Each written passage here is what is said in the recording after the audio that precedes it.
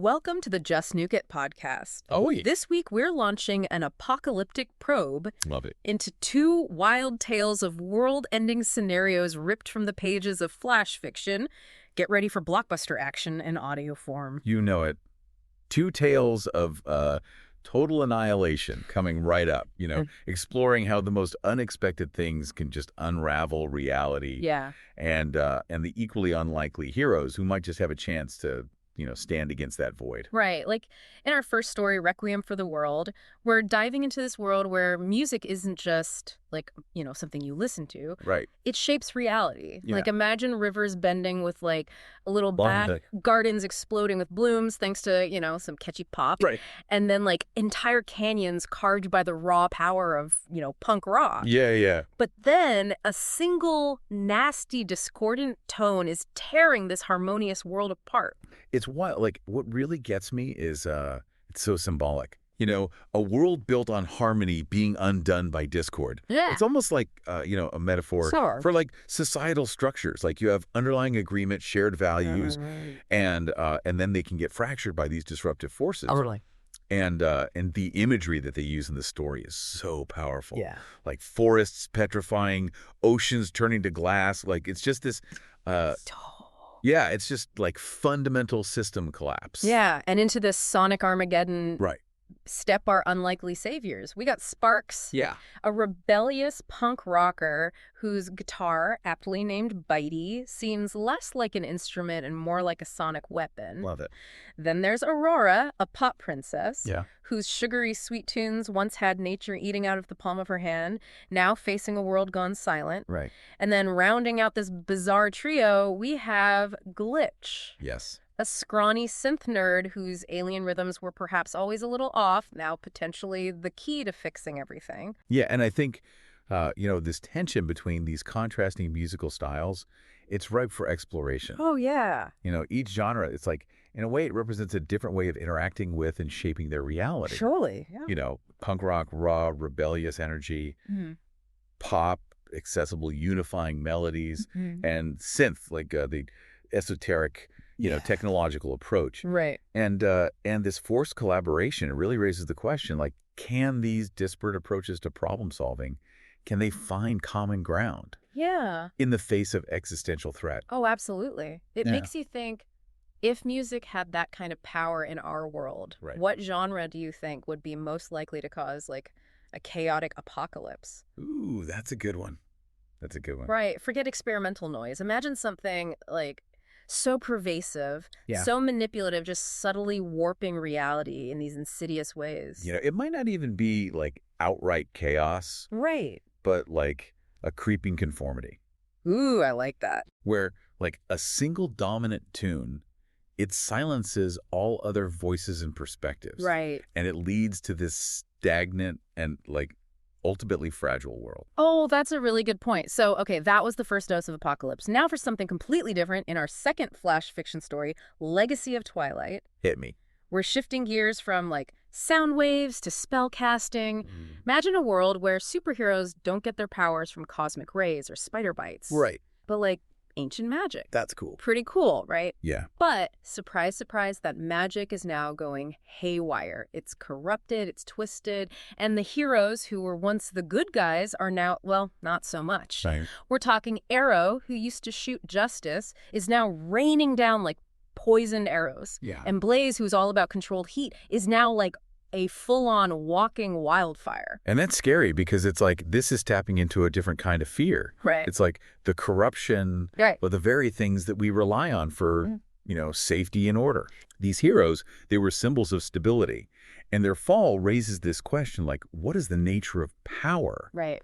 and its potential to corrupt? Right. Like, regardless of the initial source. Totally. It's this stark reminder that even seemingly benevolent systems, they can become sources of danger. And who's stepping up to face this magical meltdown? Yeah, who is it? It's another wonderfully unlikely pair. Sparrow, a small, sharp-tongued hero whose amazing ability is talking to pigeons. With pigeons, okay. Yes, you heard that right, talking to pigeons. Got it. And Flick, a scrawny kid with the rather unreliable gift of short-range teleportation. Think like, clumsy hop than a heroic leap. Right.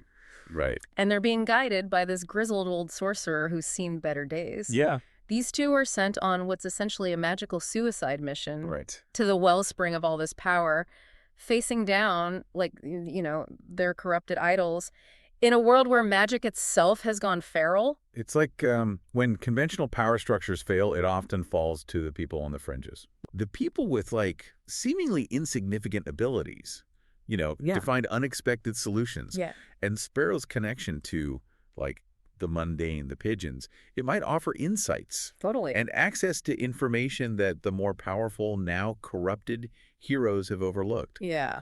And similarly, Flick's unpredictable teleportation might allow for, like, disruptions and unexpected approaches that brute force can't. Right, exactly. It makes you wonder, if your most unique, seemingly insignificant talent was the only thing that could potentially save the world, how would you rise to the occasion? Oh, wow. What hidden strengths do you think you might discover in yourself? I love that. Maybe, like, that weird knack for remembering obscure scientific facts could suddenly become crucial. Right. Like, and the story hints at this. Like, Sparrow's ability, it's not about, like, grand displays of power. Right. It's about connection. Yeah. And understanding this network that others ignore. Right. And Flick's unreliability. Yeah. It forces him to adapt. Yeah. And it might be precisely what's needed to navigate, like, this chaotic situation where predictability is a liability. That's such a good point. So there you have it. Two very different flavors of apocalypse, two sets of incredibly unlikely heroes. We're about to launch an apocalyptic probe deep into Requiem for the World and Legacy of Twilight, exploring the chaos, the courage, and the desperate fight for survival when everything goes sideways. Buckle up. You know it. All right, so let's start by considering Requiem for the World. Okay. What does it tell us about the nature of order and chaos when the very fabric of reality is musical? That's a great question. It suggests that what we perceive as, stable and predictable, it might be underpinned by this delicate harmony that we often take for granted. Yeah, we think of music as entertainment, as like an emotional outlet. But this story posits it as a fundamental force. Yeah, exactly. And in a world where silence isn't just the absence of sound, Right. but like the absence of reality itself. Right, like the stakes they're immediately amplified. So high. Right. And the concept of like a single discordant tone causing such widespread destruction, that's so powerful. It's huge. Yeah. It highlights how even like small disruptions can have these catastrophic consequences in a complex system. Yeah. Like you think of a single faulty line of code crashing an entire network, but like amplified to a global scale. Oh, that's such a good point. Yeah. And this alliance of these three, very different musicians. You got the punk rocker, the pop princess, and the synth nerd. It's like a commentary on the power of diverse perspectives. Holy! Each brings a unique sonic vocabulary to the table. Yes. The punk aesthetic, it's this raw energy, rebellion against the status quo. Yeah. Like maybe that's necessary Right. to confront a force that's inherently disruptive. Yeah. Pop music, emphasis on harmony, broad appeal.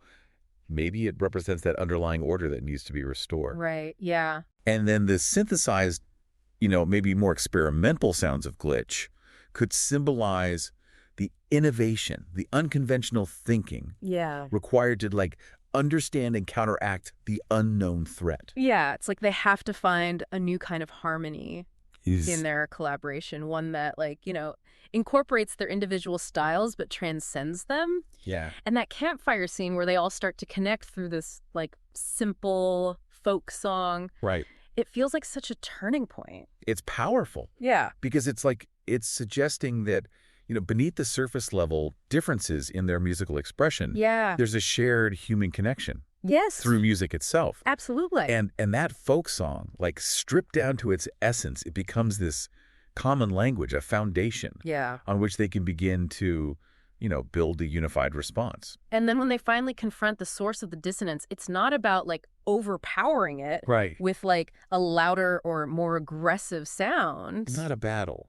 It's about finding the right frequency, the note that resonates with that broken reality. It's such a like nuanced solution. It is. Right. It's not just like a sonic battle. It's about understanding the nature of the problem and finding a way to like reintegrated or counteracted within the existing framework. Like the silence that follows their unified note. Yeah. It's not an ending. It's like a pause. It's beautiful. But a moment of potential before harmony is reestablished. It's beautiful. And it leaves you with this sense that even in the face of total breakdown, the ability to connect and create something new together offers a path forward. I love that. Now, let's shift our apocalyptic probe to Legacy of Twilight. Okay.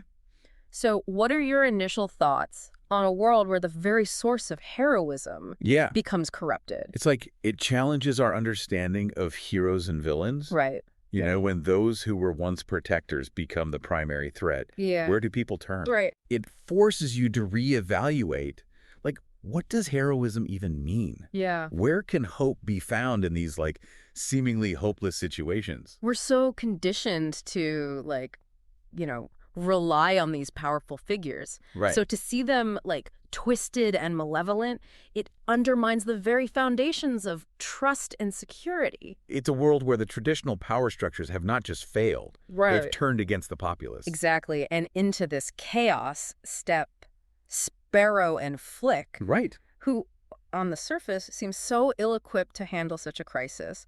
Sparrow talks to pigeons. Yeah. Flick teleports short distances. Like, it's comical. It's so comical in the face of, like, corrupted superhumans. But, like, maybe their very insignificance is their strength. Exactly. They're underestimated, overlooked. Right. And therefore, like, possess a freedom of movement and action that the more, like, obvious heroes have lost. Right. And their guide, Orion, the grizzled sorcerer, it's like he's forgotten knowledge. In a world that's reliant on magic, he understands its, like, deeper workings. Yeah. And its vulnerabilities. Right. He represents, like, wisdom and understanding can be more potent than, like, raw power. Totally. And their journey to the source is so fraught with peril. Oh, yeah. Not just from, like, the environment itself, like, the acid weeping forest, but from this constant threat of encountering, like, their corrupted former protectors. Right. Every encounter forces them to rely on their, like, unconventional abilities and their wits rather than, like, direct confrontation. It's true. And Sparrow's ability to glean information from these pigeons, it gives them a crucial advantage. Totally. Allows them to navigate this ravaged landscape. Yeah. Avoid some of the more, like, direct threats. Right. It highlights how, like, even seemingly trivial skills, they can become invaluable in the right context. Yeah, absolutely. And Flick's unreliable teleportation, Yeah. while often a source of frustration, provides these moments of, like, unexpected escape tactical advantage, right?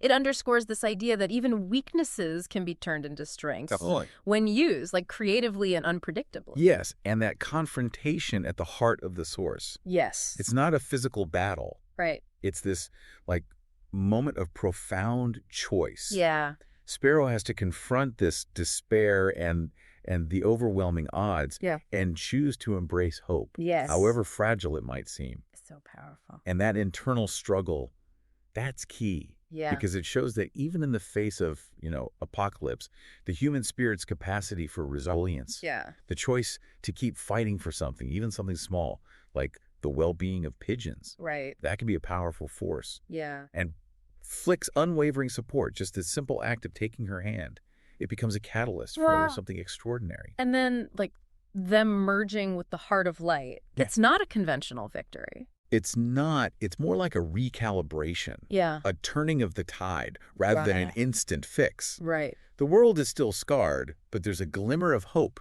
It's a more realistic outcome, right? Acknowledging that the consequences of, like, such widespread corruption won't vanish overnight. Exactly. Their actions have created an opportunity for healing and rebuilding. Yes. Spearheaded by these, like, unlikely heroes who were once overlooked. I love it. So what a wild ride through two very different end-of-the-world scenarios. Right. In Requiem for the World, we saw how even the most disparate forces, punk, pop, and synth, could find a common rhythm when faced with total silence. It's true. It makes you consider in our own, like, often discordant world, right, what unexpected collaborations might be necessary to overcome the challenges we face. Exactly. And then Legacy of Twilight, It showed us that even the seemingly weakest among us, like a pigeon-talking hero and a teleporting klutz, Right. they can possess the resilience and this unexpected courage to confront this corrupted power. Right. It makes you wonder, like, what overlooked skills or perspectives in our own lives might hold the key to navigating these future uncertainties. We hope this apocalyptic probe into these flash fiction stories has, sparked your imagination and maybe even, offered a new way of thinking about, unity and the potential within the unexpected. These tales, they leave us with this provocative thought. Yeah. Like, if our world were facing, an existential threat, Yeah. rooted in a single central idea, be it technology, information, even our interconnectedness. Right. How might that corruption manifest? Right. And who are these, unlikely individuals who might possess the unique abilities to address it? Rate and follow the Just Nuke It podcast for more captivating stories from the edge of oblivion. Join us next week as we launch another apocalyptic probe into the fascinating realm of flash fiction.